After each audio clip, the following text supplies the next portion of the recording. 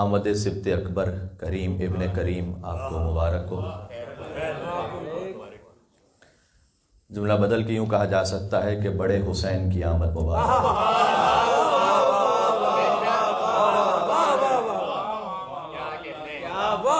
یہ کہنا بجا اور درست ہے کہ 15 رمضان المبارک سن 3 ہجری بڑے حسین کی آمد ہے اور 3 شعبان المعظم سن 4 ہجری چھوٹے حسن کی آمد ہے۔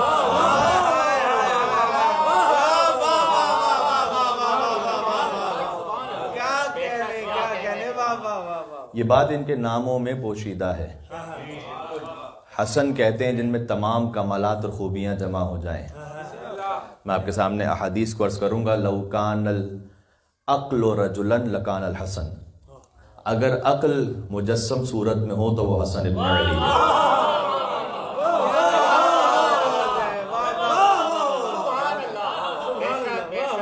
حدیث سرکار ختم مرتبہ احمد مصطفیٰ محمد مصطفیٰ صلی اللہ علیہ وسلم۔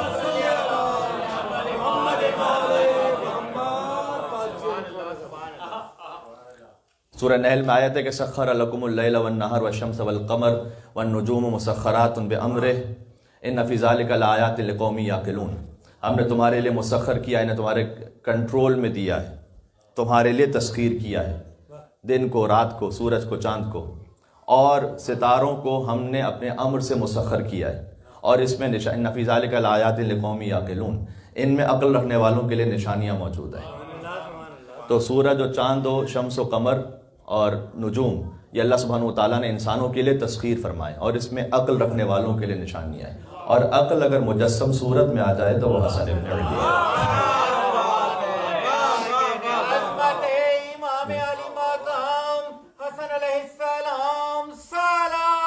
اللہم صلی علی محمد وعلی محمد۔ سورہ اسراء میں فرمایا کہ وَلَقَدْ كَرَّمْنَا بَنِي آدَمَ وَحَمَلْنَاهُمْ فِي الْبَرِّ وَالْبَحْرِ وَفَضَّلْنَاهُمْ عَلَى كَثِيرٍ مِّمَّنْ خَلَقْنَا تَفْضِيلًا۔ ہم نے بنی آدم کو کرامت عطا کی ہے، اور وَلَقَدْ كَرَّمْنَا بَنِي آدَمَ وَحَمَلْنَاهُمْ فِي الْبَرِّ وَالْبَحْرِ، ہم نے سمندر اور خشکی میں بنی آدم کو چلنا سکھلایا ہے۔ وَفَضَّلْنَاهُمْ، اور ہم نے فضیلت عطا کی، عَلَى كَثِيرٍ مِّمَّنْ خَلَقْنَا تَفْضِيلًا، بنی آدم میں سے بہت سے ایسے ہیں کہ جن کو ہم نے تمام مخلوقات پہ فضیلت عطا کی ہے۔ یہ جو فضیلت ہے نا، ساتھ میں یہ حدیث بھی سن لیجئے گا، لو کان الفضل رجلا لکان الحسن۔ یہ ساری حدیث خطب راوندی کتاب، مطلب جو مؤلف ہیں انہوں نے اپنی کتاب میں، بہار الانوار میں تو خیر ہے ہی، اور بھی کتابوں میں موجود ہے۔ لو کان الفضل رجلا، اگر فضیلت کسی انسان کی صورت میں ہو، لکان الحسن، تب بھی وہ حسن ہے۔ لو کان الحلم رجلا لکان علی، اگر حلم کسی انسانی صورت میں ہو تو علی ابن ابی طالب ہے۔ پھر آگے فرمایا لو کان الحسن ہیئتن، اگر تمام خوبیوں کی کوئی ہیئت ہو، لکانت فاطمہ، بل ہی اعظم، بلکہ فرمایا کہ خوبیاں پیچھے رہ جائیں گی، سیدہ آگے بڑھ جائیں گی۔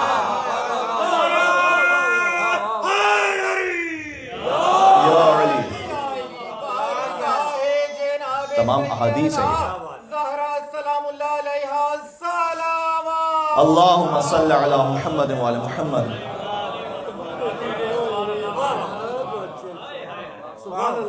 تو چاہتا ہوں تقریباً بہت زیادہ طول کلام نہیں، بہرحال روزہ بھی ہوتا ہے اور پھر نیکسٹ ڈے ورکنگ ڈے بھی ہے، یا علی، تو میں چاہتا ہوں کہ مختصراً لیکن کچھ مفید گفتگو ہو جائے۔ وہ یہ کہ فرمایا حضور نے کہ اگر عقل کی کوئی صورت ہے تو حسن ہے۔ اب تعجب نہ کیا جائے کہ حسن نے صلح کیوں کی تھی، کیونکہ مجسم عقل حسن ابن علی ہے۔ یہ اس بات پر مجھے شدید اعتراض ہے جو پاکستان میں بعض اوقات حتیٰ ٹی وی چینلز پر ہو سکتا ہے کہ کوئی حسن ظن کرتے ہوئے یا اچھی نیت کے ساتھ یہ کام کرے، اور ہو سکتا ہے کوئی کسی ایجنڈے کے ساتھ یہ کام کرے۔ بینرز بھی لگے ہوتے ہیں زیادہ تر برادران اہل سنت کی طرف سے، اور ٹی وی چینلز پہ بھی آتا ہے۔ جب امام حسن علیہ السلام کا ذکر آتا ہے ولادت کا ان کی، تو کہتے ہیں شہزادہ امن، شہزادہ امن حسن ابن علی۔ اس سے آپ کیا کہنا چاہتے ہیں؟ شہزادہ امن حسن ابن علی۔ اب ایک جملہ آپ کی خدمت میں ہدیہ کر رہا ہوں، شاید کسی قابل ہو، ذرا غور فرمائیے گا۔ دیکھیں، نہ حسن شہزادہ امن ہے کوئی، اور نہ حسین کوئی شہزادہ جنگ ہے، نعوذ باللہ۔ فرق حسن اور حسین میں نہیں ہے، فرق یزید اور معاویہ میں ہے۔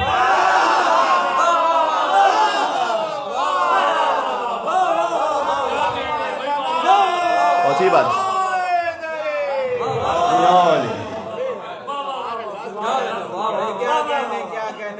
ہے حقیقت ابدی مقام شبیری، بدلتے رہتے ہیں انداز کوفیوں۔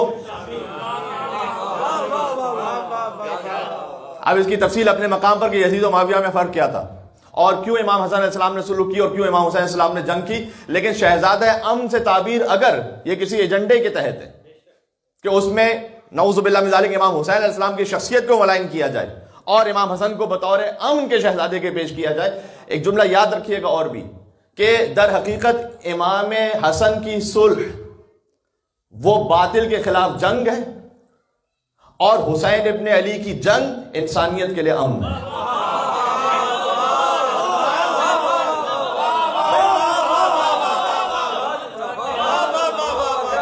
یہ بات پہنچ رہی ہے، میں کیا عرض کرنا چاہ رہا ہوں؟ میں ایک مل کے صلوات بھیج دے محمد اور آل محمد پر، اللہم صلی علی محمد و آل محمد۔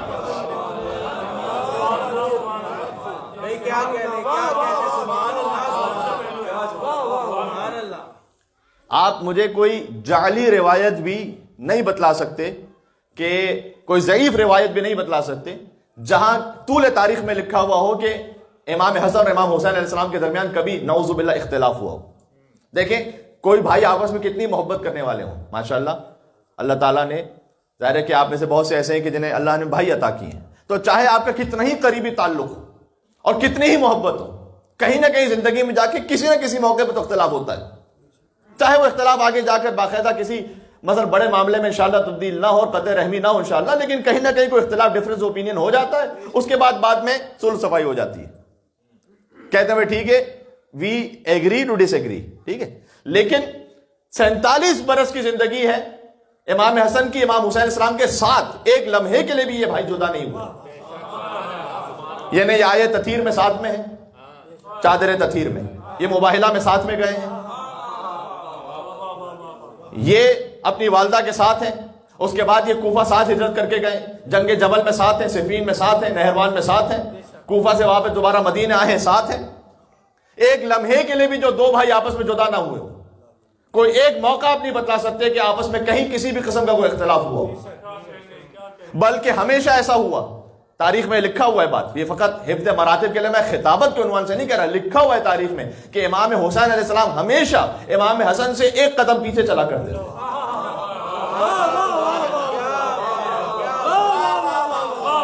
کاش میری بات پہنچ سکے میں کیا کہنا چاہ رہا ہوں۔ بھائی یہی تو وہ سنت ہے کہ جو پھر حسین اور ابو الفضل عباس میں دوبارہ تکرار ہوئی ہے۔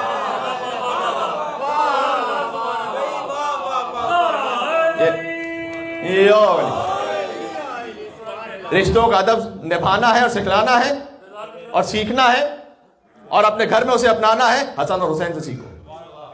ایک لمحے امام حسین علیہ السلام ہمیشہ اپنے برادر بزرگ سے ایک قدم پیچھے چلا کرتے تھے، اور تاریخ میں لکھا ہوا ہے کہ کوئی ایسا موقع آیا نہیں کہ جب امام حسن موجود ہو اور مولا حسین نے کوئی خطبہ ارشاد فرما دیا ہو، امام حسن کی موجودگی میں امام حسین نے کوئی تقریر شروع کر دی ہو یا کوئی خطبہ ارشاد فرما دیا ہو۔ بھائی کہ امر امام حسن علیہ السلام آ جائے وہ ایک الگ بات ہے، لیکن کبھی ایسا نہیں ہوا کہ امام حسن کو گویا بائی پاس کر کے امام حسین نے کوئی اپنا کلام شروع کر دیا ہو۔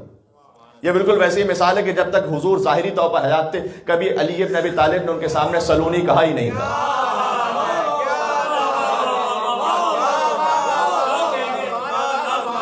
یہ میں تاریخی حقیقتیں جو آپ کے سامنے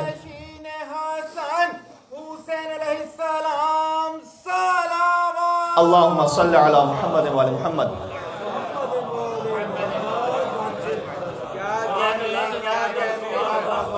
مجھ سے کیوں پوچھو گے جب تک کہ رسول موجود ہے؟ جبکہ اگر مولا علی سے بھی پوچھا جاتا کہ آپ اس کے بارے میں علم رکھتے ہیں تو حضور سامنے ہوتے کہ خدا اس کا رسول بہتر جانتے ہیں۔ علی ابن ابی طالب اپنی ذات کی بڑائی کا نام نہیں ہے، علی ابن ابی طالب رسول اللہ کے فضائل کے اظہار کا نام ہے۔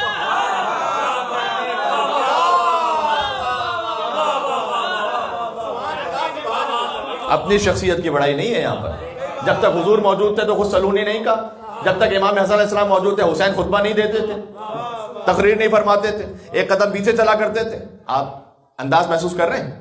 اسی خاطر ہے کہ ان دونوں بھائیوں میں جو اللہ سبحانہ وتعالیٰ کی جانب سے ایک ہی نور ہے، اور میں نے کہا حسن اور حسین، آج بڑے حسین کی آمد ہے، مطلب کیا ہے اس کا؟ یعنی عربی زبان میں کل میں ایک جگہ جشن پڑھ رہا تھا، مجھے وہ باتیں جو ہو چکی ہیں وہ کل اس جشن میں، لیکن سہارا لے کے ایک بات میں آگے بڑھنا چاہتا ہوں. دیکھیں عربک لینگویج میں ایک ہوتا ہے اس میں مصغر. تو مصغر کسے کہتے ہیں؟ مثلا ہے ابن، ابن سے ہے بنئی، فعیل کے وزن پر. ابن کا مطلب ہوتا ہے بیٹا، بنئی یعنی بہت عزیز پیارا بیٹا، مطلب وہی ہے. فلما بلغ معه السعي، ابراہیم علیہ السلام اپنے بیٹے فلما بلغ معه السعي، جب اسماعیل جوان ہو گئے باپ کا ہاتھ بٹانے لگے، قال یا بنی انی ارى في المنام انی اذبحك فانظر ماذا ترى قال یا بني افعل ما تؤمر ستجدني ان شاء الله من الصابرين. ابھی مصائب کے تو آج دن نہیں، لیکن بنی الیہ یا بنی کربلا میں، یعنی شفیق اولاد، بہت پیاری اولاد. بات واضح ہو رہی؟ فعیل کے وزن پر. اگر یہ اشیاء میں ہو تو کسی چھوٹی شے کو ظاہر کرتا ہے. دار ہے گھر، عربی زبان میں دار کہتے ہیں گھر کو، دویر چھوٹا گھر، اسی طرح کا ایک چھوٹا گھر. بحر کہتے ہیں سمندر، بحیر چھوٹا سمندر. یہی بحیرہ عرب جو کہتے ہیں نا اردو میں، یہ انڈین سب کانٹیننٹ کے ساتھ جو سمندر بہ رہا ہے، یہ بحیرہ ہے اصل میں عربی زبان کا لفظ جو بحیرہ ہو گیا ہے. اور رشتوں میں ہو ابن بیٹا، بنئی بہت پیارا بیٹا، حسن جس میں ساری خوبصورتیاں جمع ہو. حسن سے فعیل کے وزن پر ہے حسین، یعنی بہت پیارا حسن.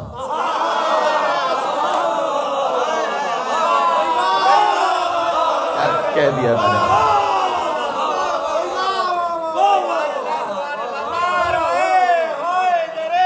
یا علی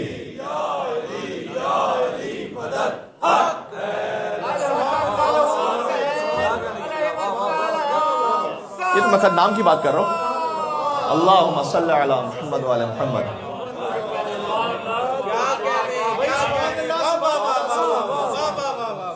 مجھے کہنے کی اجازت ہے کہ امام حسین علیہ السلام کا الگ سے نام ہی نہیں رکھا گیا. جب امام حسین کی ولادت ہوئی کہا یہ بہت پیارا حسن ہے.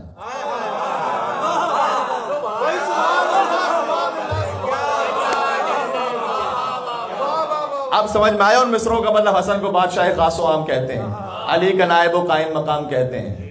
دلیل ایک ہی کافی ہے ان کی عظمت میں، انہیں حسین بھی اپنا،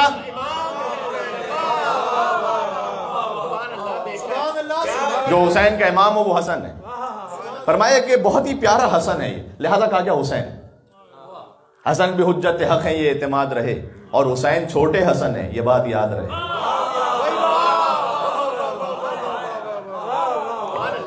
یہ جناب امروہی صاحب نے کہا تھا کہ جب یہی بات آئی تھی کہ ایک نے صلح کر لی ایک نے جنگ کر لی، اس کا بہت مرتبہ یہ بات ہو چکی ہے اور اس میں مجھے جانا نہیں ہے اس وقت، کیونکہ ایک بھائی نے صلح کی ایک بھائی نے جنگ کی، تو ایسا کیوں؟ تو کہا نہیں فرق نہیں ہے، حسن بھی حجت حق ہے. ایسا نہیں کہ حسن میں نعوذ باللہ شجاعت کی کوئی کمی ہے، وہ تو جمل میں نظر آ گیا تھا. اسی جمل کا بدلہ تھا کہ جو بہت سو کے دلوں میں تھا، اور حسن کے جنازے پر تیر باران کر کے اس بدلے کو لینے کی کوشش کی گئی تھی.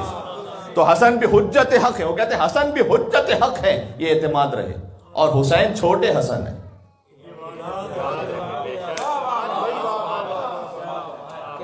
کربلا میں جو حسین ابن علی ہیں گویا وہ پیارے حسن ہیں جو نظر آ رہے ہیں جی. یعنی جلوہ امام حسن علیہ السلام ہے جو کربلا میں حسین کی صورت میں نظر آ رہا ہے. اب یہ اتحاد سمجھ میں آ گیا. اللہ نے اسی اتحاد کے لکھا ہے رب المشرقین و رب المغربین. وہ دو مشرقوں کا بھی رب ہے، دو مغربوں کا بھی رب ہے. اب قرآن کا ایک ظاہر ہے ایک اس کا باطن ہے. قرآن کا جو ظاہر ہے وہ ہمیں ترجمے سے سمجھ میں آئے گا، قرآن کا جو باطن ہے جب تک کلام اہل بیت نہ ہو سمجھ نہیں سکتے. قرآن کے باطن میں یہ نہیں کہ میرے مزاج میں آ رہا ہے تو اچھا یہ باطن ہوگا، میرا موڈ یہ ہو رہا ہے تو آیت کا مطلب یہ ہوگا.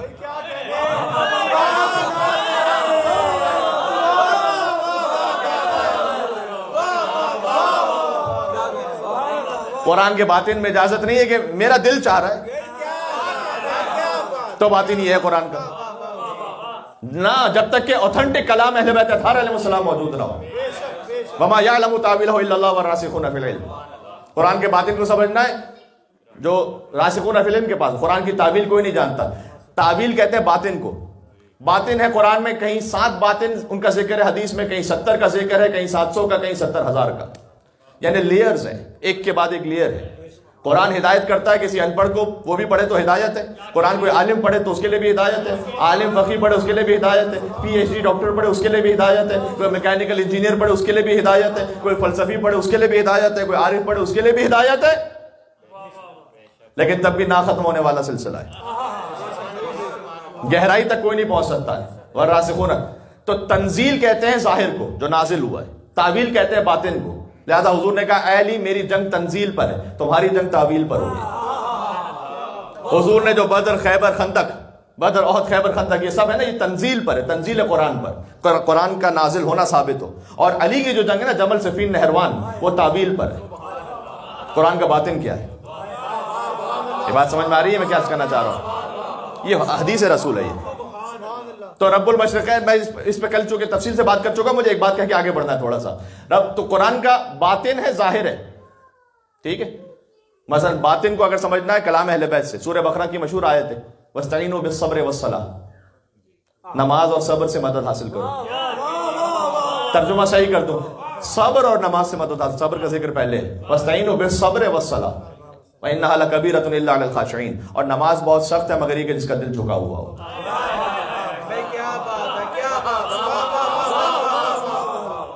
بے شمار کتابوں میں موجود ہے، اب کیا کیا بار بار حوالے پیش کرتا رہا ہوں، لیکن جا کے دیکھیے کتاب. آیت کا ظاہر یہی ہے، صبر، نماز.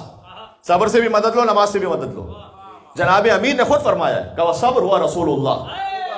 صبر سے مراد یہاں رسول اللہ ہے، یعنی صبر سے مدد حاصل کرو، یعنی رسول اللہ سے مدد حاصل کرو. والصلاۃ فرمایا میں خود ہوں.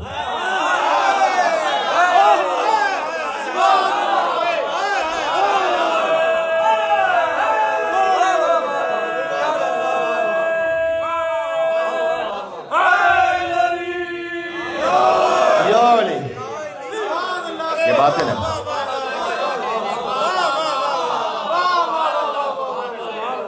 ابھی تو انشاءاللہ علی کے باطن پہ گفتگو ہوگی ایام شہادت کی مجالس میں. وہ انشاءاللہ جب توفیق رہی تو بات کریں گے پھر، کہ جتنا بقدر امکان ہے، جتنی ہماری اور آپ کی اوقات اور حیثیت ہے.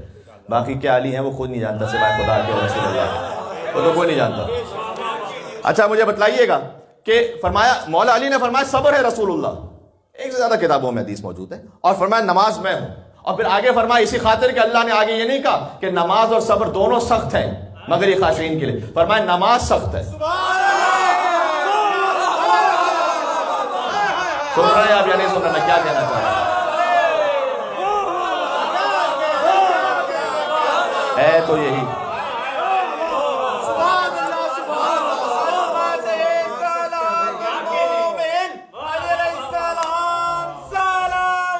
اللہم صلی علی محمد وعلی محمد.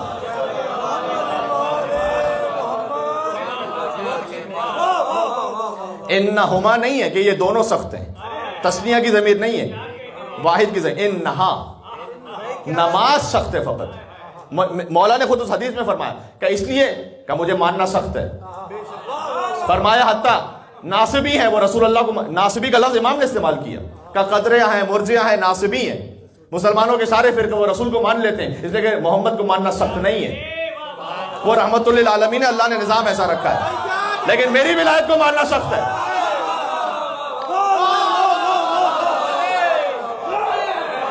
اس کے لیے دل آمادہ نہیں ہوتا. کیا ساتھ ہے یعنی میں امام حسن علیہ السلام کا جشن پڑھ رہا ہوں آپ کے سامنے. باطن سمجھ میں آ رہا ہے؟ قرآن کا ظاہر، قرآن کا باطن. جا کے پوچھئے گا مولا سے کہ مولا یہ مشرقین اور مغربین کا باطن کیا ہے؟ وہ دو مشرقوں کا رب ہے، دو مغربوں کا رب ہے.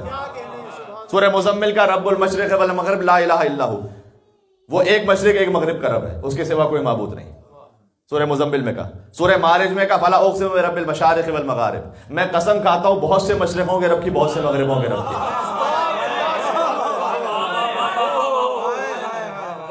سورہ مزمل میں کہا ایک مشرق ایک مغرب. سورہ رحمان میں کہا دو مشرق دو مغرب. سورہ معارج میں کہا بہت سے مشرق بہت سے مغرب. میرے مولا سے کسی نے پوچھا تھا کہ کیا قرآن میں اختلاف ہے یہاں؟ میرے مولا نے کہا کہ کتاب خدا اس بات سے اعلیٰ اجل اور عرفہ ہے کہ اس میں کوئی اختلاف ہو. کبیر اہلی مطلب کیا ہے کہ جو سورج طلوع ہوتا ہے مشرق، غروب ہو گیا مغرب، ایک مشرق ایک مغرب. آج کا بچہ بھی جانتا ہے جہاں سے سورج طلوع ہوتا ہے تو آپ کے یہاں اگر مشرق ہے تو کہیں اور دنیا میں مغرب ہو رہی ہوگی.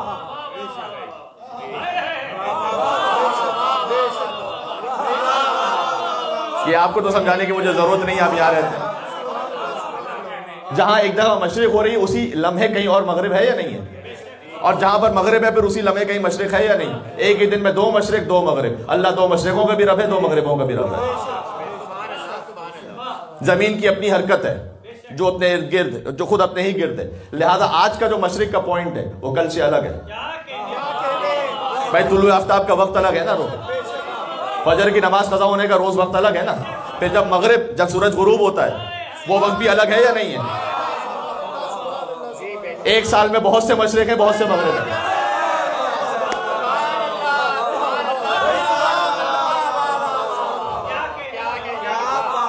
دیکھیں اب اس مزاج سے سنیے گا جس مزاج پہ میں آ گیا ہوں اب ساتھ میں. تو اللہ نے کہا ایک مشرق کا رب ایک مغرب، ایک دن کی بات ہے یہ. 2 مشرقوں کا رب 2 مغربوں کا رب. ایک ہی وقت میں ایک جگہ مشرق ایک جگہ مغرب، اسی دن ایک جگہ مشرق اور دوسری جگہ مغرب اور. یعنی 2 مشرقوں کا رب 2 مغربوں کا رب. بہت سے مشرقوں کا رب بہت سے مغربوں کا رب. روزانہ مشرق الگ کا، روزانہ مغرب الگ. یہ تو ہو گیا ظاہر کا. مولا کوئی باطن بھی ہے؟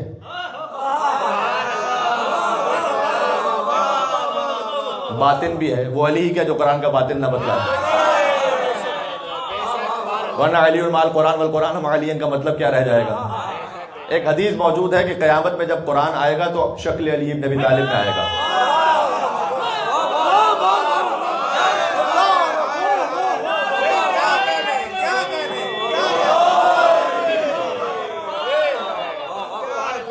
ہمارے اور آپ کے اعمال مجسم ہو کے آئیں گے نا. یاد ہے تجسم اعمال کی بحث؟ یاد ہے؟ وَمَن يَعْمَلْ مِثْقَالَ ذَرَّةٍ خَيْرًا يَرَهُ. جس نے ذرہ برابر خیر کیا ہوگا وہ خیر کی جزا پائے گا. یہ غلط ترجمہ ہے، محاورتن ہے. خَيْرًا يَرَهُ، وہ خیر کو دیکھے گا. جزا کا لفظ کہاں ہے یہاں پر؟ وَمَن يَعْمَلْ مِثْقَالَ ذَرَّةٍ شَرًّا يَرَهُ. شر کیا ہوگا شر کی سزا پائے گا. یہ ہم ترجمہ کرتے ہیں دیکھے گا شر کو.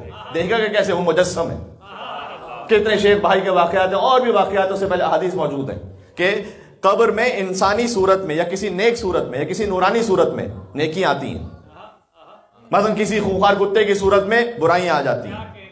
مثلا احادیث میں آیا ہے کہ جب بہت سے لوگ قیامت میں محشور ہوں گے جو غیبت کرنے والے، کیونکہ اس کا باطن ہے کہ مردہ بھائی کا گوشت کھانا، وہ ویسے آئیں گے. اس کے لیے جو عمل ہے نا اس کا غیبت کا، وہ ویسے آئے گا. جو بہت غرور کرنے والے تھے وہ اپنی اصل کیفیت میں آئیں گے، چونٹی کی طرح. اللہ سزا دے گا. تو وہ انسان کی صورت میں نہیں آئیں گے، چونٹی کی طرح آئیں گے. جسے بڑا تکبر تھا اپنی دولت پر، اپنی شہرت پر، اپنے مقام پر، اپنے اسٹیٹس پر. بات سمجھ میں آ رہی ہے؟ یہ ہے تجسم اعمال. قرآن کی حقیقت کیا ہے؟ علی المال قرآن والقرآن مع علی. اس پر میں بہت زیادہ پھر بات کر سکتا ہوں لیکن وقت نہیں ہے اس پر. بظاہر مجھے نہیں معلوم، بظاہر ایسا محسوس، کیونکہ یوم تبلی السرائر، قیامت میں راز آشکار ہو جائیں گے جو اندر کی، کیونکہ تکبر کرنے والا میں نا چوٹی کی شکل میں آئے گا، تو جو اندر کی کیفیت ہے نا وہ آشکار ہو جائے گی. بظاہر ایسا محسوس ہوتا ہے جو قرآن کا باطن ہے نا وہ آشکار ہوگا. قرآن کا جو باطن ہے وہ علی کا ظاہر ہے. علی کا باطن کیا ہے مجھے نہیں معلوم.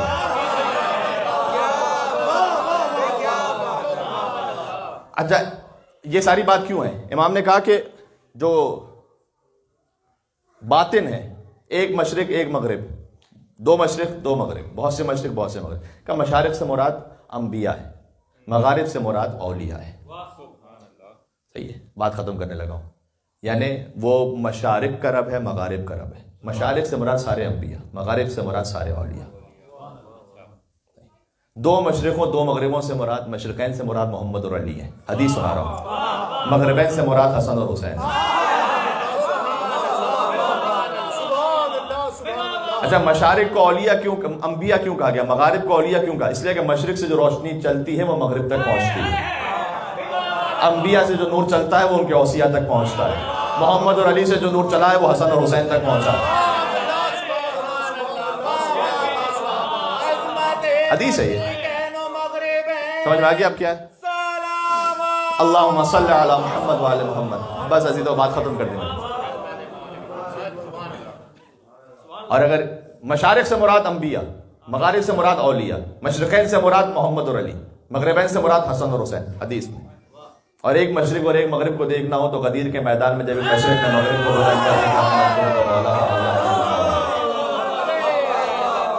مشرق وہ ہے جہاں سے سورج طلوع ہوتا ہے، جب مغرب ہو تو چاند نظر آتا ہے، والشمس وضحاها والقمر اذا تلاها، سورج کی قسم اور اس کی روشنی کی قسم، چاند کی قسم جو سورج کے پیچھے آ جائے۔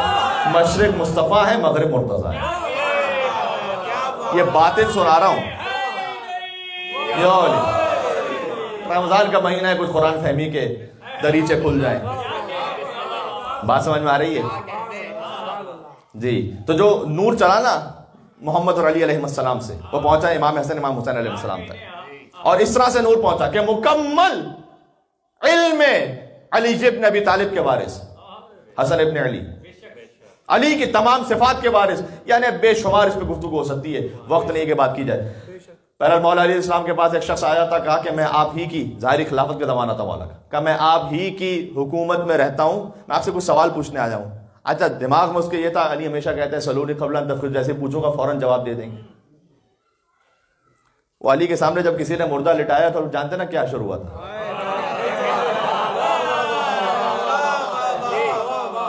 جو بھی کرنا مذاق نہ کرنا علی ابن ابی طالب سے۔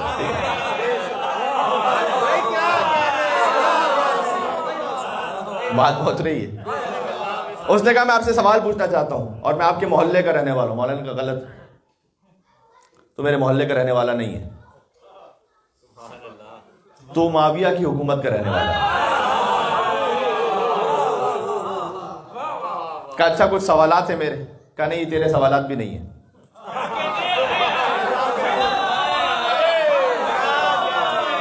تیرے سوال نہیں ہیں، ہاں جی۔ کہا وہ اچھا وہ معاویہ نے کہا نہیں اس کے بھی سوال نہیں ہیں۔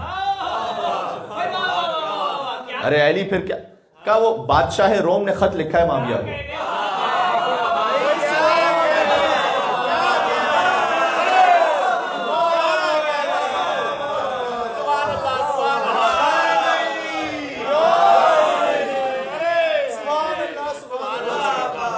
سبت اکبر کا جشن ہے، ذرا چہروں پہ مسکراہٹ آ جائے۔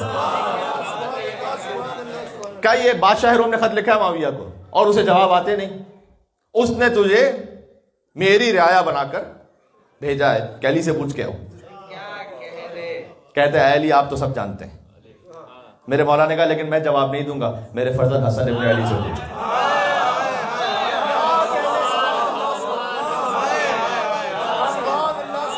کیا بات ہے، حسن سے پوچھ لو۔ پہنچا مولا حسن علیہ السلام کے پاس، کہا مولا وہ کچھ سوال لے کر آیا ہوں۔ مولا نے کہا تیرا پہلا سوال یہ ہے کہ حق اور باطل میں کتنا فاصلہ ہے؟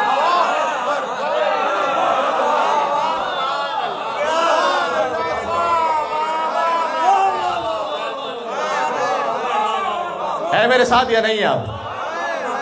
وہ نور جو محمد اور علی سے چلا تھا وہ حسن اور حسین تک پہنچا تھا۔ مشرقین اور مغربین سمجھ میں آ رہا ہے؟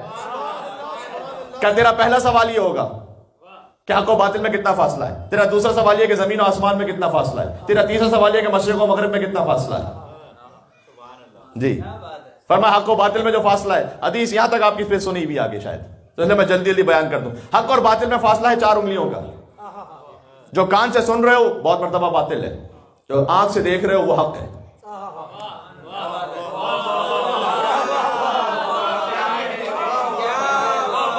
سنی سنائی باتوں کو واٹس ایپ پہ فارورڈ نہ کیا جائے۔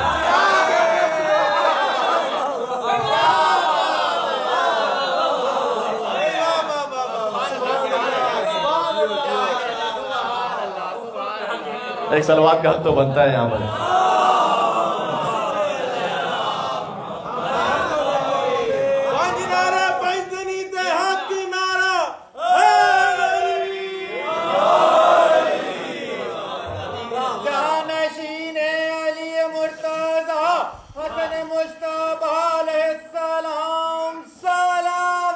اللہم صلی علی محمد وعلی محمد۔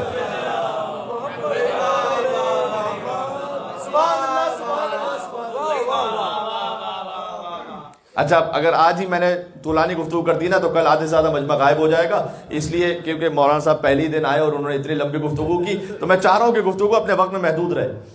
بہرحال لیکن وہ کون کہتا ہے وقت کی تنابیں کھینچتی چلی جا رہی ہیں، تو میں ہاں جی تو میں چاہ یہ رہا ہوں کہ بس وہ تنابیں میرے ہاتھ میں رہیں۔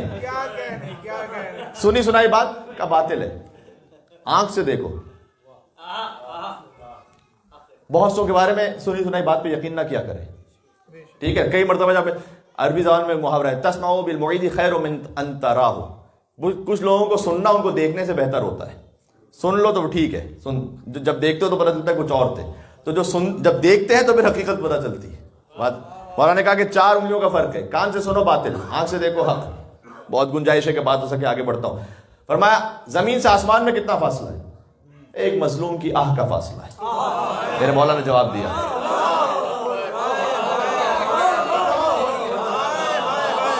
یار یہ جواب حسن ابن علی دے سکتے ہیں. میرے خیال میں 5 سالوں میں پہلی مرتبہ مولا حسن علیہ السلام کا جشن آپ کے سامنے پڑھ رہا ہوں, اور میں چاہتا ہوں کہ بات پہنچا دوں آپ تک. زمین سے آسمان تک ایک مظلوم کی آہ کا فاصلہ ہے. وہ سمجھ آتا کہ کلومیٹر بتائیں گے, کچھ میل بتائیں گے, اتنے 1000 کلومیٹر, اتنے لاکھ کلومیٹر کا نا. صحیح, مظلوم کی آہ کا فاصلہ ہے. اچھا مشرق و مغرب کے درمیان کتنا فاصلہ ہے؟ پھر کتنے کلومیٹر ہے؟ مشرق و مغرب کے درمیان فاصلہ کا ایک سورج کے دن کی مسافت کا فاصلہ ہے. یہ میں نے محاورتاً کہا, زمین حرکت کر رہی ہوتی, تو ایک جو زمین کی حرکت ہے وہ سورج مشرق سے طلوع ہوتا ہے, مغرب پہ غروب ہو جاتا ہے, یہ فاصلہ ہے. کہا اچھا اے مولا حسن ذرا وہ تو 10 چیزیں بتلا دیجئے جو ایک دوسرے پہ زیادہ سخت ہیں. مولا نے کہا کہ اللہ نے پتھر خلق کیا جو سخت ہے, اس سے اوپر لوہا خلق کیا جو پتھر کو توڑ دیتا ہے, اس سے اوپر آنکھ کو خلق کیا جو لوہے کو پگھلا دیتی ہے, اس سے اوپر پانی کو خلق کیا ہے کہ جو آنکھ کو بجھا دیتا ہے, پانی سے اوپر بادل کو خلق کیا ہے کہ جو پانی کو اٹھا لیتا ہے, بادل سے اوپر ہوا کو خلق کیا ہے کہ جو بادل کو ہلا دیتی ہے, ہوا سے اوپر ہوا کے فرشتے کو خلق کیا ہے کہ جو بادل کو بھی چلا دیتا ہے اور ہوا کو چلا دیتا ہے, اس سے اوپر ملک الموت کو خلق کیا ہے کہ جو ملک الموت ہوا کے فرشتے کو موت دے دے گا, اس سے اوپر موت کو خلق کیا ہے ایک دن ملک الموت پر بھی آ جائے گی, اور آخر میں اللہ نے مشیت امر ربی, امر کا لفظ ہے.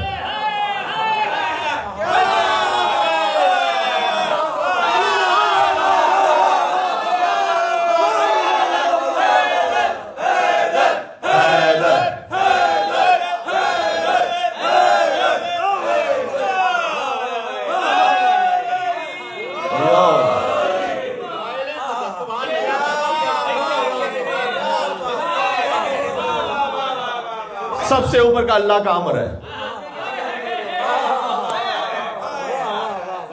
مجھے نہیں پتا اولو الامر کس کا لقب ہے. صاحب امر. شب قدر میں جس میں ملائکہ نازل ہو, جی صاحب الامر. اللہم صلی علی محمد وعلی محمد.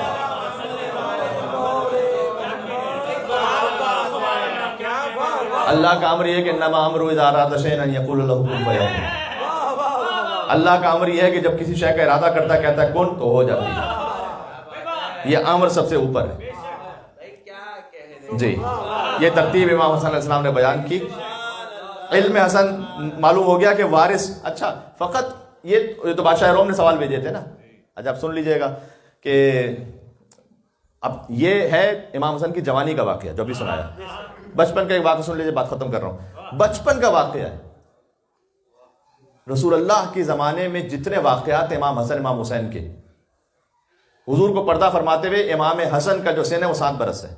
جتنی بھی احادیث آپ سنتے ہیں نا, حسن والحسین سید شباب اہل جنہ, وہ خود جوان نہیں تھے اس وقت جب یہ ارشاد فرمائی, وہ خود تو بچپن میں تھے. جنت کی بشارت ہونا اور ہے, اور جنت کی سرداری کی بشارت ہونا اور ہے. صحیح ہے. تو ایک بزرگ ہستی داخل ہوئی مسجد میں, وہ رسول اللہ کے پاس پہنچی اور کہا یا رسول اللہ آپ سے کچھ پوچھنا چاہتا ہوں. حضور کی گود میں تھے امام حسن, 5 یا 6 برس کے ہوں گے. کہا آپ کیا آج مناسب سمجھتے ہیں کہ میرے فرزند حسن سے پوچھ لیں؟ آپ کسی عالم دین کے پاس مسئلہ پوچھنے جائیں, ان کی گود میں بچہ بیٹھا ہوا, وہ آپ سے کہیں کہ آپ مناسب سمجھتے ہیں ان سے کوئی فقہی مسئلہ پوچھ لیں.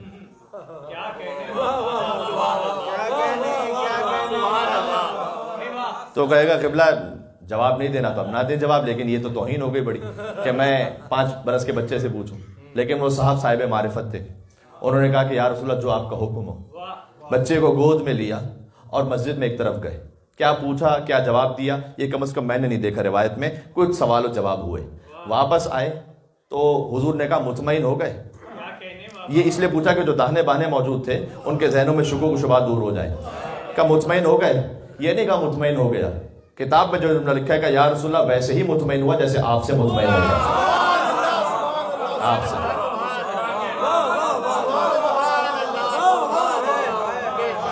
بچے کو حضور کے حوالے کیا اور واپس تشریف لے گئے. مدینہ چھوٹا سا شہر تھا. صحابہ کرام نے پوچھا یا رسول اللہ یہ کون سی بزرگ ہستی ہیں کہ جو تشریف لائی تھی جن کے احترام میں آپ بلند ہوئے ہیں؟ کہ یہ حضرت خضر علیہ السلام تھے. حضرت خضر علیہ السلام تھے کہ جو آئے تھے کچھ مسائل پوچھنے کے لیے, اور میں نے کہا کہ آج آپ میرے بچے سے پوچھ لیں, میرے نواسے سے پوچھ لیں. یہ واقعہ بہت سو نے سنا ہوگا, میں نتیجہ دینا چاہ رہا ہوں. یہ فرق ہے اصحاب محمد میں اور آل محمد میں. کیا فرق ہے؟ بات واضح ہو گئی. کیا فرق ہے؟ جو نبی کو نہ پہچان سکیں وہ اصحاب محمد ہیں, اور جو نبی کو پڑھا دیں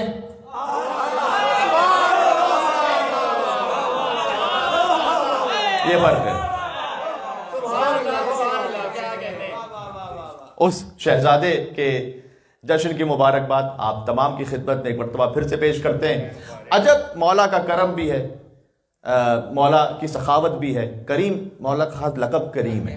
ہر امام ہی کریم ہے لیکن امام کا لقب کریم ہے خاص, جس کا دسترخوان اس شان کا ہے کہ سبحان اللہ, جس پر ہر خاص و عام آ کر سیر بھی ہوتا ہے سیراب بھی ہوتا ہے. اور اس کریم میرے مولا کی شان و شوکت یہ ہے, یعنی 3 مرتبہ تو واضح طور پر تاریخ میں لکھا ہوا ہے, باقی تو پوری کائنات ہی مولا کی ہے, کہ سارا مال اور اسباب عطا لکھا ہوا ہے کہ پیروں پہ نالین نہیں بچے تھی مولا کے, سب کچھ دفعتاً کچھ بھی نہیں بچا, دے دیا رائے خدا میں. ہم سے یہ مانگا نہیں گیا, ہم سے نہیں مانگا گیا, ہمارے لیے مسائل کچھ اور ہیں, ٹھیک ہے.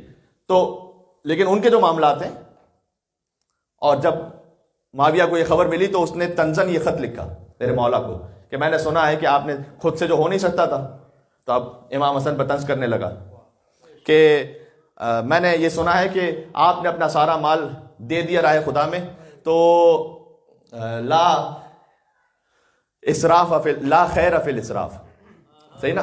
تو اس نے یوں خط لکھا کہ دیکھیں حسن, یہ جو آپ اسراف کر رہے ہیں اس میں کوئی خیر نہیں ہے, لا خیر فی الاسراف. اچھا, امام نے اپنے لیے نہیں کیا تھا, امام نے تو راہ خدا میں دیا تھا. اس نے کہا کہ یہ جو آپ نے اسراف کیا ہے لا خیر فی الاسراف, اس میں کوئی خیر نہیں ہے. امام لسان اللہ کے بیٹے ہیں, لہذا اس کے نیچے ایک ہی جملے میں لفظ بدل کر جواب دے دیا. اس نے کہا تھا لا خیر فی الاسراف, امام نے نیچے جملہ لکھا لا اسراف فی الخیر.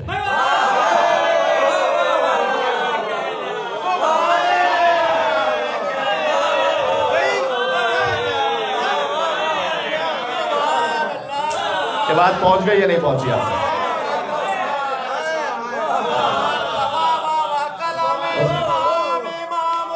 بس بات ختم ہو گئی. اللہم صلی علی محمد و آل محمد.